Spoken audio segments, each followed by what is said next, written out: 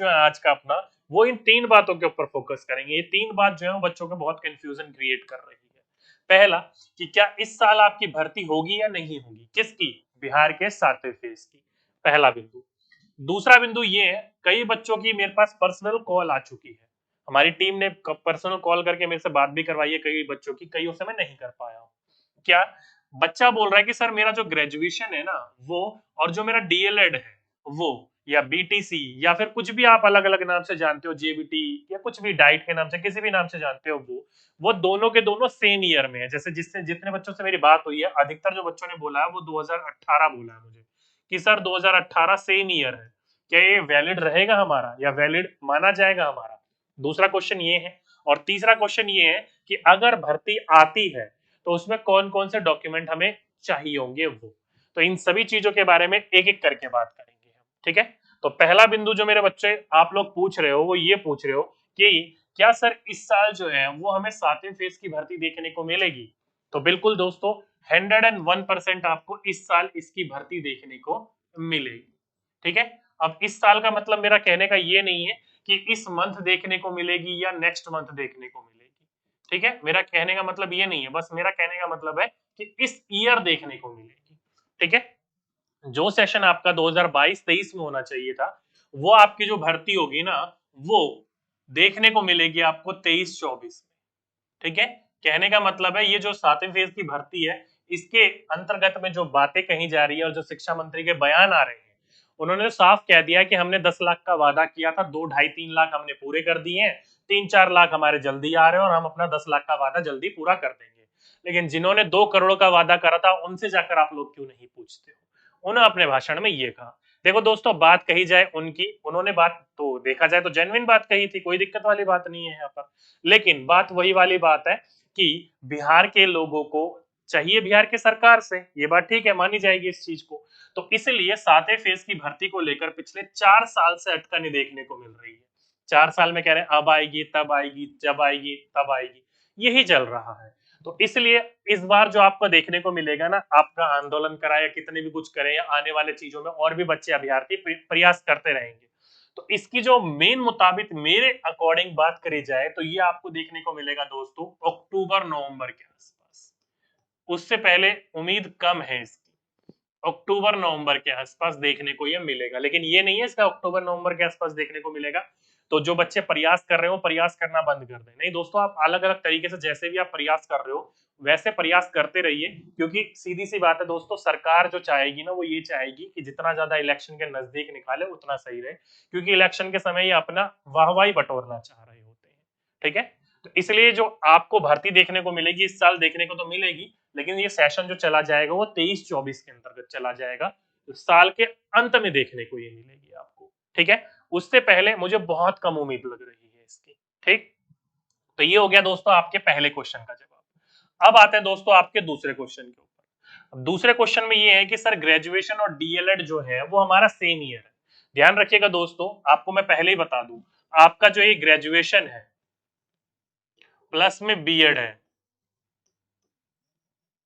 इन दोनों के अंदर क्या हमें क्या जो मिलता है ना, वो क्या मिलती है, तो दोस्तों वो मिलती है हमें डिग्री। ध्यान रखिएगा क्या मिलती है हमें दोस्तों, इन दोनों के अंदर जो मिलती है हमें वो मिलती है डिग्री। क्या मिलती है, डिग्री। इसलिए सरकार का नियम है कि कोई भी डिग्री सेम रूप में, मतलब एक ग्रेजुएशन की और एक बीएड की, दोनों डिग्री सेम ईयर में नहीं होनी चाहिए, ठीक है। ये दोनों की दोनों जो है वो सेम ईयर में नहीं होनी चाहिए, इंपॉर्टेंट बिंदु है, ध्यान रखिएगा, ठीक है। अब कई बच्चे कहेंगे सर सेम ईयर में कैसे हो सकती है, बीएड तो ग्रेजुएशन के बाद ही होती है। बिल्कुल दोस्त, बीएड जो होती है ग्रेजुएशन के बाद ही होती है, लेकिन डीएड के बाद भी होती है।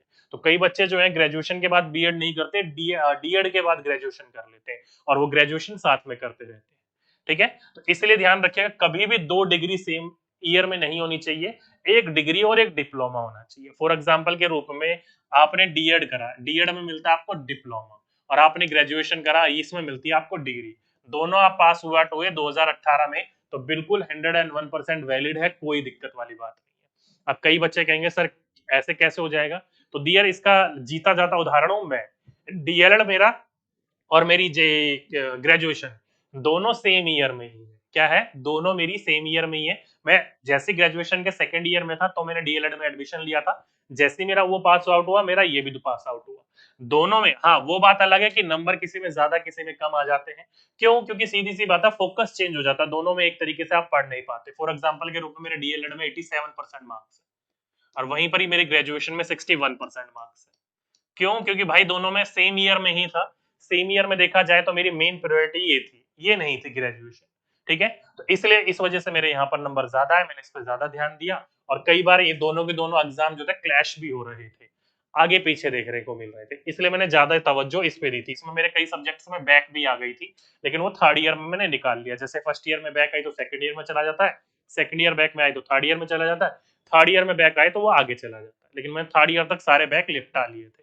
लेकिन वो बात अलग है, बस इतनी बात समझिएगा, सेम ईयर में कभी भी 2 डिग्री नहीं होनी चाहिए, सेम ईयर में 2 डिप्लोमा कभी भी नहीं होना चाहिए, सेम ईयर में 2 सर्टिफिकेट कभी भी नहीं होने चाहिए। एक सर्टिफिकेट, एक डिप्लोमा, एक डिग्री सेम ईयर में हो कोई दिक्कत नहीं है, कोई भी आपको इनवैलिड नहीं घोषित कर सकता। ठीक है, इतनी सी बात समझ में आ गई सभी बच्चों को। तीसरा क्वेश्चन, अब भाई ये जो अपना 7वां फेज का भर्ती जो साल के अंत में देखने को मिलेगी, इस भर्ती के अंतर्गत अब कई बच्चे कहेंगे सर आप साल में क्यों बोल रहे हो, क्योंकि दोस्तों सरकार साफ कह रही है कि इस बार जो भर्ती होगी वो ऑनलाइन मोड पर होगी। आप सभी बच्चों को पता है इससे पहले अलग अलग जिले जिले में जाकर बच्चे फॉर्म भर कर आया करते थे, देकर आया करते थे अपनी सारी चीजें। लेकिन इस बार जो होगा फॉर्म वो ऑनलाइन अप्लाई किया जाएगा। अलग अलग जिले से जब आप पहले भर लेते थे, अब एक जिले से एक ही फॉर्म भरा जाएगा, पूरे बिहार से एक ही फॉर्म भरा जाएगा। तो इसलिए आपका ऑनलाइन किया जा रहा है, तो इस प्रक्रिया में भी टाइम लग रहा है। दूसरा, धांधली ना हो या फिर भ्रष्टाचार ना हो, भ्रष्टाचार मुक्त भर्ती हो, उस लिए प्रयास कर रहे हैं। भाई वो तो शब्द बड़े भारी भारी इस्तेमाल कर रहे हैं, पता नहीं होगा कि नहीं होगा, वो बात दूसरी है, वो जब आएगी भर्ती जब देखी जाएगी। ठीक है, तो ये हो गई दोस्तों, इस वजह से भी आपको ये थोड़ी भर्ती लेट देखने को मिलेगी, लेकिन देखने को जरूर मिलेगी। अब इसके अंतर्गत आपके कौन कौन से डॉक्यूमेंट आप लोगों के लिए जरूरी है, तो दोस्तों मैंने आप लोगों के लिए 10 डॉक्यूमेंट की लिस्ट, क्योंकि आप ऑनलाइन भरोगे तो बाद में डॉक्यूमेंट वेरिफिकेशन तो होनी है ना। जब ज्वाइनिंग टाइम होती है तो अब डॉक्यूमेंट वेरिफिकेशन होते हैं, हर सरकारी जॉब में होते हैं आपके। ठीक है, तो डॉक्यूमेंट वेरिफिकेशन होंगे, तो डॉक्यूमेंट वेरिफिकेशन के पास आपके पास वो सारी की सारी चीजें होनी भी तो चाहिए। और जब आप ऑनलाइन अप्लाई करोगे उस समय भी तो आप वहां पर स्कैन करके फोटो खींच के अप्लाई करोगे, तो वहां पर भी तो जरूरत होगी। इसलिए आपके पास कौन कौन सा डॉक्यूमेंट होने, क्वेश्चनों का जवाब आपको मिल गया होगा। इस साल होगा कि नहीं होगा, सेम ईयर में है या फिर इंपॉर्टेंट डॉक्यूमेंट्स कौन कौन से आप लोगों को चाहिए। ठीक है, तो ये थी दोस्तों आप सभी बच्चों के लिए एक इंफॉर्मेटिव वीडियो, इंफॉर्मेटेड एक छोटा सा लेक्चर। उम्मीद करता हूँ सारे क्वेश्चनों का आपको जवाब मिल गया होगा।